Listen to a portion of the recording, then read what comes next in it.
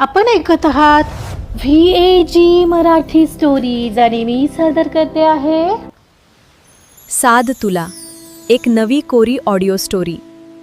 वाचकांच्या पसंतीस उतरलेली शरयू आणि मल्हारची कथा. चला सुरुवात करतेय साद तुला भाग 16. आधीच पश्चातापाच्या अग्नीत जळणाऱ्या मल्हारसाठी प्रांजलचं ते वाक्य जखमेवर मीठ चोळणारं होतं. तो जेवढा ट्राय करत होता तेवढं शरयूपर्यंत पोहोचणं कठीण झालेलं आणि वरून त्याला मिळणारं हे दूषण त्याला अर्धमेलं करून सोडत होतं. खूप मोठा वाईट माणूस बनलोय मी त्यांच्या नजरेत. खरंच मी असा आहे का? I am sorry Sharayu, but मी असा नाही आहे. ती माझी बस एक मोठी चूक होती. पण जर तिची मैत्रीण माझा इतका तिरस्कार करते तर शरयू, ती स्वतः माझा किती द्वेष करत असेल याची कल्पना करूनच त्याने डोळे घट्ट मिटले. क्षणभर कसं तरी स्वतःला सावरलं आणि कार घराकडे घेतली. मल्हार घरी पोहोचला आणि त्याने कारची कीज तशीच TV समोर फेकली आणि तो तसाच वर त्याच्या बेडरूममध्ये निघाला. मल्हार मल्हार काय झालं? आईने हाक दिली पण तो काही थांबलाच नाही. तो अतिशय फ्रस्ट्रेट दिसत होता. या मल्हारला काय झालंय? इतका त्रासल्यासारखा का वाटतोय? कुठं गेला होता आता आणि असा येऊन वर काय निघून गेला? बाबांनी विचारलं. मी पाहते, आलेच म्हणत आई वर आली. पाहते तर अस्वस्थ मल्हार गॅलरीत उभा बहुतेक सिगारेट काढून सुलगवण्याच्या प्रयत्नात दिसत होता. आईला ते पाहून शॉक बसला. मल्हार, हे काय चाललंय? आईचा मोठा आवाज आला तसं त्याने पटकन हातातली सिगारेट फेकून दिली आणि गॅलरीतून अस्वस्थ होत खाली पाहू लागला. त्याच्या अंगाची होणारी अजीबशी थरथर जाणवण्या इतपत होती. आई एव्हाना त्याच्या शेजारी आली होती. मल्हार, इतक्या छोट्या छोट्या गोष्टींसाठी तू सिगारेट फुंकू लागलायस? कधीपासून चाललंय हे सगळं? हे संस्कार दिलेत का मी तुला? I am sorry I, but I can't handle this pressure. काय? हे तू बोलतोयस मल्हार? मला विश्वास नाही बसत आहे. इतका कमजोर झालायस तू? का माझ्या शिकवणुकीत काही कमी पडली आहे? मग काय करू मी? आई ती इथं पुण्यात नाही आहे. ती कुठे गेली आहे किंवा तिच्या घरच्यांनी तिला कुठं पाठवलंय माहीत नाही. तिचा नंबर स्विच ऑफ येतोय. तिच्या मैत्रिणीला भेटायला गेलो तर तिनेही माझा अपमान करून तिच्याबद्दल एकही शब्द सांगितला नाही. तिने अपमान केला म्हणून तुला वाईट वाटतंय, पण तू काय केलंयस हे विसरलायस का? हो, झालंय माझ्याकडून म्हणून आता तूही मलाच बोलणार आहेस का आई? तुलाही दिसत नाहीये का मला पश्चाताप होतोय? मला नाही सहन होत. माझ्या मनात आलेली गोष्ट मला करताच येत नाहीये. मला कळत नाहीये मी तिच्यापर्यंत पोहोचू तरी कसा पोहोचू? हतबल झालोय मी यार. मग त्याने रागाने हाताची मूठ करत बाजूच्या सायडर्सवर आपटली. म्हणून मग हा मार्ग? माझा मल्हार इतका कधीपासून कमजोर झाला की त्याला अशा गोष्टींचा सहारा घ्यावा लागतोय, अगदी स्मोकिंगचा? मग तू सांग मी काय करू? काम धंदा सोडून नको त्या गोष्टीत माझा वेळ जाणार आहे आता. अगं, आता काही प्रोजेक्ट हातात आले होते, त्यांना मला सक्सेस करायचं होतं. मी चुकलोय, मला कळतंय ग, पण तेवढा वेळ नाही आहे माझ्याकडे या गोष्टींवर घालवायला. म्हणूनच असं वागायचं नव्हतंच मल्हार. विचार करून करायला हवं होतं आणि आताही तसंच विचाराने वागत आहेस. आई, आता तूही असंच बोलणार आहेस का मला? झाली ती गोष्ट, आता मी बदलू शकतोय का? सांग ना. त्याचा आवाज क्षणाक्षणाला वाढत होता. झालंय ना, मग आता असं समज तुला बदलायची संधीही मिळते. पेशन्स ठेव. होतील सगळ्या गोष्टी तुझ्या मनासारख्या. नाहीत माझ्यात एवढे पेशन्स. तो थेट म्हणून रिकामा झाला. तुला संयम बाळगावा लागेल मल्हार. वेळ तर द्यावाच लागेल. तुझा हाच स्वभाव मनात आलं की तसंच व्हायला हवं, त्यामुळे हे सगळं घडलंय. आता असं समज की परिस्थिती तुला यातून काहीतरी शिकवायला आली आहे. तुला हे करावं लागेल मल्हार. असं समज ही परिस्थिती तुला पेशन्स शिकवायला आली आहे. कसं आई, कसं करू? आणि तुलाही असं वाटतं का की मी खूप वाईट आहे आई? असं नाही आहे मल्हार.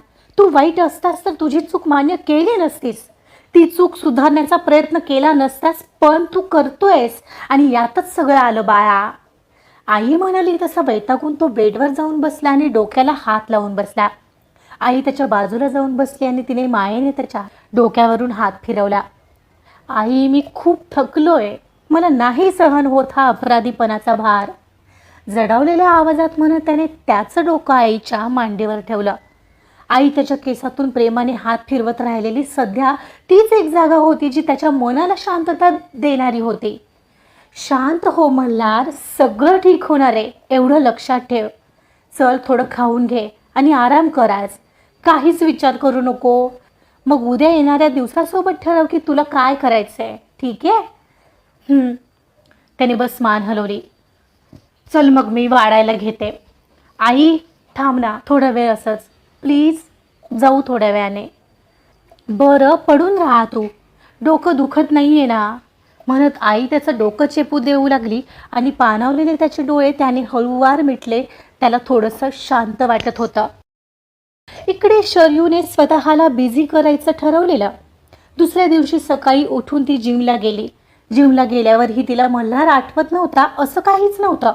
तो अजूनही आठवत होता, जणू तो तिच्या नसानसात भिनलेला. पण ती आज तिचे प्रत्येक एक्सरसाइज त्याला विसरण्यासाठी करत होती. मनात बस मल्हार या नावाचाही राग खचून तीव्र करत होती. डंबेल्सच्या प्रत्येक रेपसह ती हेच मनात ठरवत होती की या नावाच्या माणसाला मी ओळखतही नाही. जिमवरून आल्यावर शरयूने नंतर आंघोळ केली आणि नाश्ता करून आईस रिंगकडे जाण्यासाठी तयार झाली. शरयू, आज अगदी माझ्या आधी रेडी आहेस? आत्या तिला पाहून म्हणाली. हो आत्तू, आय एम रेडी. अरे वा, माझ्या शेरनीचा कमबॅक आणखीन स्ट्रॉंग असणार तर. ऑफकोर्स आत्तू, आणि हो मी निघते क्लाससाठी. काय, तू एकटीच? अगं मी येते ना मग. हो सो वॉट, मी जाऊ शकते एकटी, डोंट वरी. तिच्या चेहऱ्यावर आज पहिल्यांदा हास्य होतं. शरयू ऐक ना, अगं आजचा दिवस येते मी. अगं मी काही लहान बाळ नाही आहे, जाते मी, चल बाय, म्हणत शरयू घराबाहेर पडली. आज आईस रिंकवर कठोर सराव केल्यामुळे शरयू आता खूप दमली होती. ती लॉकर रूममधून बूट बदलून बाहेर आली. पाय जड झाले असले तरी तिच्या मनात नवीन उत्साह होता. ती ठरवते त्यातून बाहेर पडायला तिला यश येत होतं आणि हीच गोष्ट तिला आनंद देत होती. लॉकर रूम बाहेर पडताना आता कुठे तिचा हातात आलेला फोन तिने पाहिला.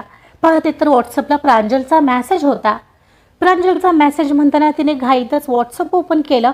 पाहते तर तिचा गुड मॉर्निंग आणि सोबतच एक मेसेज होता. मेसेज वाचून शरयूचे डोळे मोठे झाले. शरयू, मल्हार आला होता काल डान्स क्लासजवळ अँड यू वोंट बिलीव्ह, म्हणाला त्याला पश्चाताप होतोय आणि त्याला सॉरी म्हणायचं आहे. तो चक्क तुला शोधत आला होता आणि तुझा नंबरही मागत होता. मल्हारला पश्चाताप होतोय आणि तू मला शोधत आहे. शरयूच्या मनातल्या वेदनेचं रूपांतर तीव्र क्रोधात झालं. दिस इज नॉट डन. मी कुठे आहे त्याला कळता कामा नये. मनात आलेल्या विचारासह तिने चालता चालताच तिला मेसेज टाईप करायला घेतला. व्हॉट? हे प्राज, लिसन मी केअरफुली, त्याला बिलकुल एंटरटेन करू नकोस. तिने एवढाच मेसेज सेंड केला आणि पुढे टाईप करू लागली. मनातला राग आणि शब्दांचं स्पीड मॅच होत नव्हतं आणि तिला आणखीनच राग येत होता.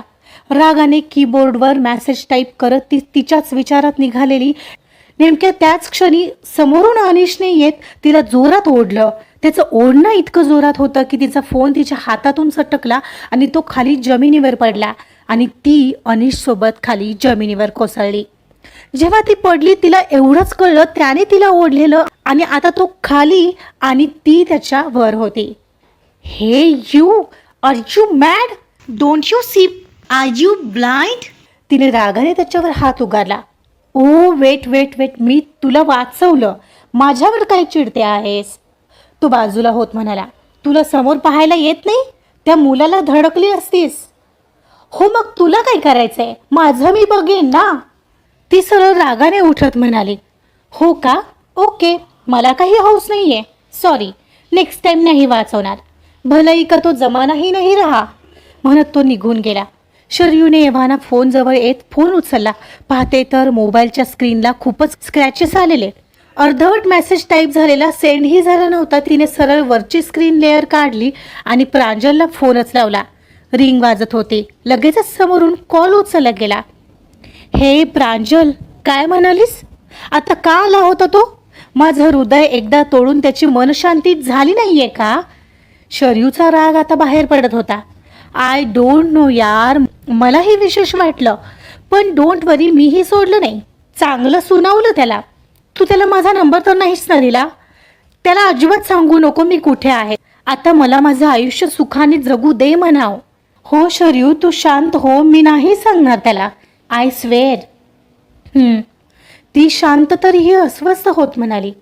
कुठे आहेस शरयू? प्रांजलचा पुढचा प्रश्न आला. आईस डान्सच्या क्लासला आलेले, आता घरी निघाले. हे मी करते नंतर तुला फोन घरी गेल्यावर. मला आत तुझा फोन येतोय, घ्यावा लागेल. Okay bye, take care. Bye, take care you too. मला शरयूने आत्याचा फोन कॉल उचलला आणि तिच्याशी बोलू लागली. इकडे सकाळी मल्हार ऑफिसमध्ये जायला निघालेला, पण जाता जाता त्याच जिममध्ये आलेला जिथं शरयू पहिली जिमसाठी यायची. तिथे चौकशी करून त्याने तिच्याबद्दल माहिती काढायचा प्रयत्न केला, पण तिथेही काहीच कळलं नाही. आता पुन्हा आज रात्री तो प्रांजलला भेटायला क्लासमध्ये जाणार होता, पण तोपर्यंत काय, त्याचं मन राहावलं नाही आणि त्याने त्याची कार सरळ शरयूच्या घराकडे घेतली. शरयूच्या घरापासून थोड्या अंतरावर कार पार्क करून तो त्यांच्या गेटच्या पासून काही अंतरावर थांबला आणि तिच्या घराकडे पाहू लागला. ती कुठे दिसते का, काही कळतंय का, किंवा आत्याच पुन्हा दिसली तर तिला विचारता येईल या हेतूने तो तिथेच 5-10 मिनिटं घुटमळला होता. एवढ्यात दुरून भाजीच्या 2 पिशव्या दोन्ही हातात घेऊन घराच्या दिशेने येणारी आत्या त्याला दिसली. तसा पटकन तो तिच्याकडे धावला आणि एकदम तिच्या हातातली एक जड पिशवी हातात घेऊन तिला म्हणाला, मी हेल्प करतो तुम्हाला.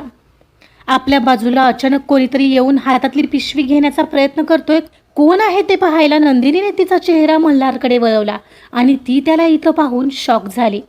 फंक्शनमध्ये भेटलेला तो मुलगा, जिला आधी तो सभ्य आणि संस्कारी वाटलेला आणि काही वेळाने त्याला तिने प्रभाकर म्हणजे तिच्या भावाशी आणि वहिनीशी बोलताना पाहिलेलं आणि तिच्या लक्षात आलेलं की हा तिचाच तो भाचा आहे ज्याने तिच्या लाडक्या शरयूला दुखावलंय. तिच्या चेहऱ्यावर मल्हारला तिथं पाहून आधी आठ्या उमटल्या आणि मग रागाचे भाव आले. तू इथे काय करतोयस? सोड माझी पिशवी, माझी मी घेऊ शकते, मला नकोय तुझी मदत.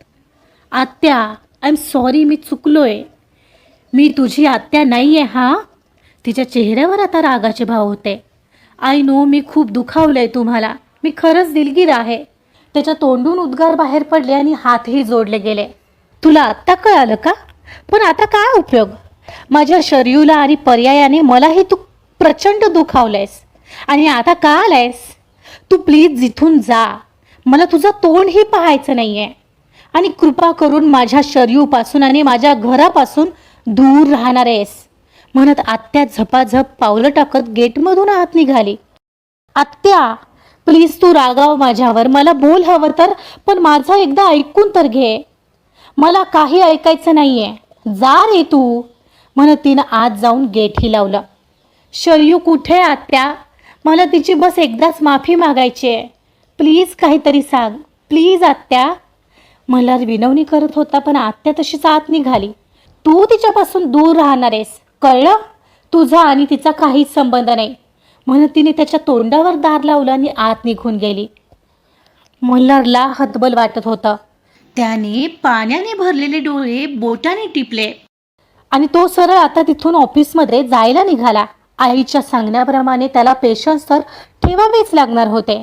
डोक्यावर पश्चातापाची भरभरती जखम घेऊन तो निघाला होता अश्वत्थामासारखा. त्याला त्याच्या पापातून कधी मुक्ती मिळेल आणि मिळेल का हेही काही सांगता येणारच नव्हतं.